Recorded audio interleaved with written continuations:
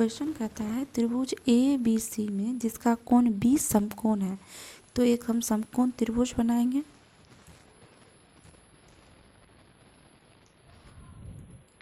ये समकोण त्रिभुज है, इसमें कहता है कोण बी समकोण है, तो यहाँ पर जो ये कोण 90 डिग्री का है समकोण, इसको हम क्या लिखेंगे, बी लिखेंगे। अब कहता है कि त्रिभुज ए बी सी है, तो इसको ए बी सी त्रिभुज बनाएंगे। इसको ए मान लेते हैं, इसको सी मान लेते हैं, तो ये क्या हो गया, ए बी सी त्रिभुज हो गया। इसमें कहता है कि यदि tan a बराबर 1/√3, तो यहाँ पर क्या लिखेंगे, tan a बराबर, ये दिया गया है 1/√3, तो यहाँ से tan थीटा बराबर क्या फॉर्मूला होता है, लंब बाय आधार। तो यहाँ से ये है यहाँ पर, तो ए के लिए कोण ए के लिए क्या हो जाएगा, लंब जो है वो 1 है और आधार जो है वो √3 है। तो यहाँ पर देखेंगे त्रिभुज में ए कहाँ पर है, यहाँ पर है, तो इसके लिए जो है लंब कौन सा हो जाएगा, इसके सामने की भुजा। तो यहाँ से देखेंगे कि लंब BC जो है कोण ए के लिए कितना निकला है, 1 निकला है, तो यहाँ पर लिख देंगे इसको 1। और कोण ए के लिए जो आधार है, कोण ए के लिए आधार क्या हो जाएगी, AB, जिस पर ये बैठा हुआ है, तो AB आधार हो जाएगी। तो यहाँ से देखेंगे कि कोण ए के लिए क्या आधार निकला है, √3, तो यहाँ से AB का मान कितना हो जाएगा, √3। अब पाइथागोरस प्रमेय से हम AC का मान निकाल लेंगे। ये AC जो है इसका मान हमको निकालना है, तो कैसे निकलेगा, पाइथागोरस प्रमेय से। पाइथागोरस प्रमेय से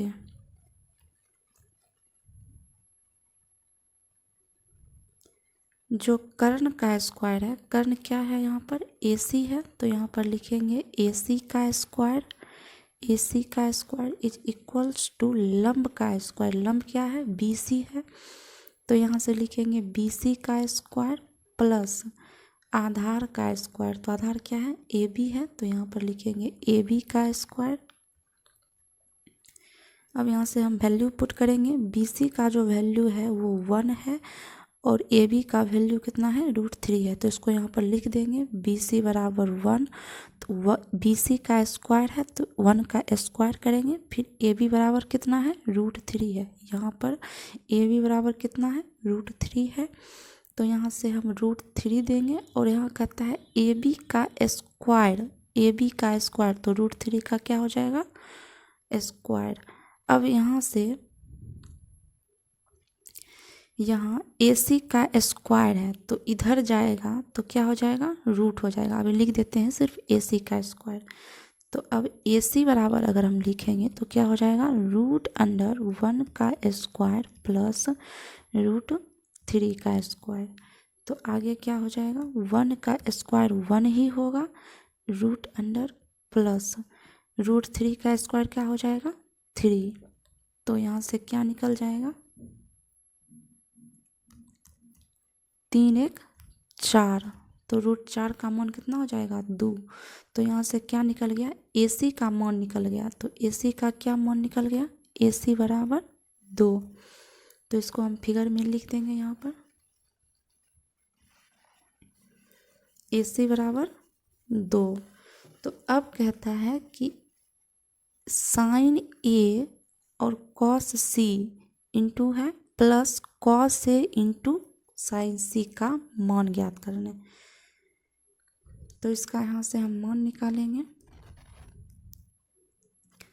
sin A कहता है यहाँ पर, तो पहले sin A का मान निकालेंगे, तो sin A बराबर क्या हो जाएगा, इसका क्या फॉर्मूला होता है, लंब बटे कर्ण, तो A के लिए लंब क्या होगा वो देखेंगे, तो A के लिए यहाँ पर फिगर में देखेंगे A के लिए लंब कितना है, इसके सामने की भुजा BC यानी 1, तो यहाँ से लिख देंगे 1, P बराबर क्या हो जाएगा 1, और कर्ण क्या है, कर्ण तो हर एंगल के लिए सेम ही रहेगा, तो यहाँ से कर्ण कितना है, AC बराबर क्या है 2, तो यहाँ से लिखेंगे AC कर्ण है कितना 2, तो sin A का मान कितना निकल गया 1/2।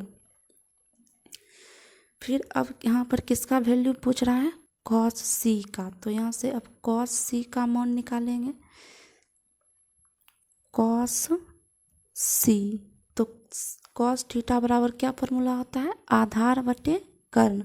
तो सी के लिए अब आधार देखेंगे क्या है। तो सी के लिए इस फिगर में आधार क्या हो जाएगा, कौन सी कहाँ है, यहाँ है। तो कौन सी के लिए आधार मतलब ये सी जो है जिस पर बैठा हुआ है, तो किस पर बैठा हुआ है, बी सी पर बैठा हुआ है। तो यहाँ से देखेंगे बी सी बराबर कितना वैल्यू है, 1 है। तो यहाँ पर क्या लिखेंगे, कौन सी के लिए आधार क्या हो जाएगा, 1। फिर कर्ण दोनों के लिए सेम ही रहेगा, तो कर्ण का मान कितना है, 2 है ए सी। तो यहाँ से लिख देंगे 2।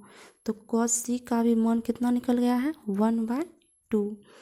अब यहाँ क्वेश्चन में क्या कहता है, कॉस ए का मान निकालने के लिए क्या कहता है, कॉस ए का मान निकालने के लिए। तो यहाँ से कॉस ए का मान निकालेंगे, कॉस ए का मान निकालेंगे।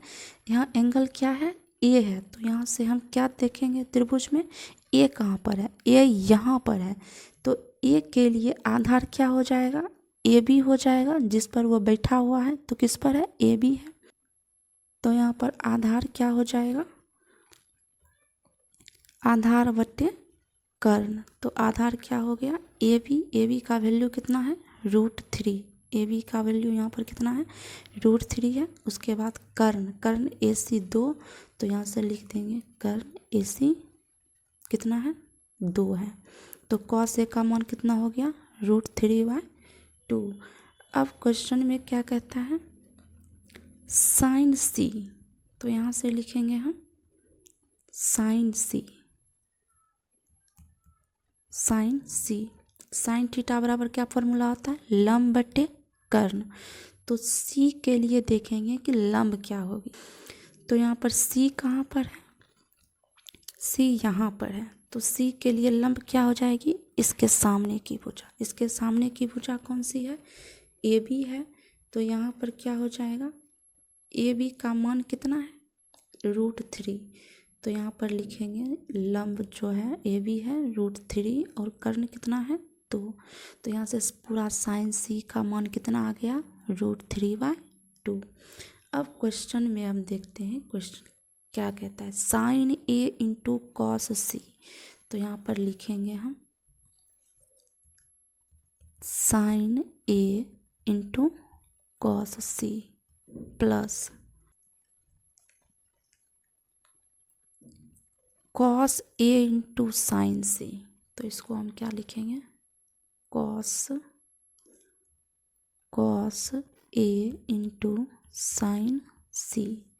तो अब यहाँ से इसका मान जो निकाले हैं उसका वैल्यू हम रखेंगे। साइन ए का मान कितना निकाले हैं, 1/2। तो यहाँ से लिखेंगे 1/2। अब गुना है तो गुना कर देंगे। फिर कॉस सी का मान हम कितना निकाले हैं, कॉस सी का मान निकाले हैं 1/2।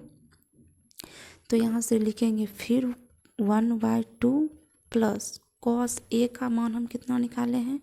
तो यहाँ देखेंगे कॉस ए का मान निकाले हैं हम √3/2। तो यहाँ से इसको रख देंगे हम √3/2 इंटू, अब क्या कहता है साइन सी। तो साइन सी का वैल्यू हम कितना निकाले हैं, √3/2। तो यहाँ से हम लिख देंगे इसको √3/2। तो अब इसको हम सॉल्व करेंगे। ये गुना करने के बाद कितना हो जाएगा, 1/4 प्लस, अब इसको गुना करेंगे, √3 को √3 से गुना करेंगे 3 प्लस 2 को 2 से गुना करेंगे 4। अब इसको हम जोड़ देंगे 1 + 3, 4/4 कितना हो गया, 1 हो गया।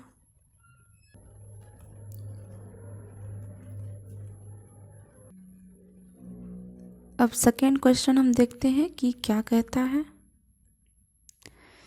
सेकेंड क्वेश्चन कहता है cos A into cos C minus sign A into sine सी का मान निकालने के लिए इसको भी हम निकालेंगे। कॉस ए इंटू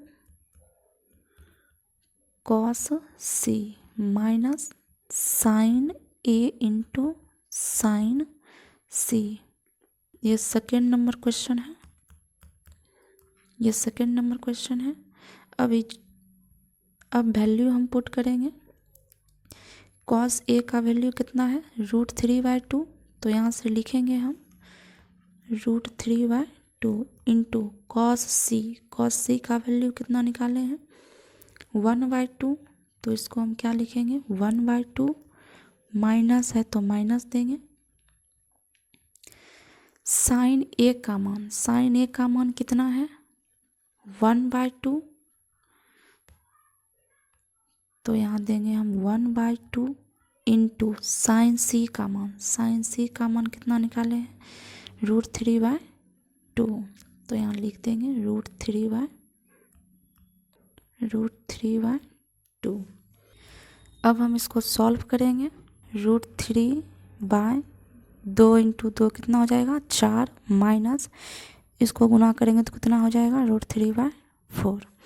इसको माइनस करेंगे, ये पॉजिटिव में है ये निगेटिव में है, दोनों घट जाएगा तो कितना हो जाएगा, 0। ये हो जाएगा आंसर। आज के लेक्चर को हम यहीं तक रखते हैं। धन्यवाद।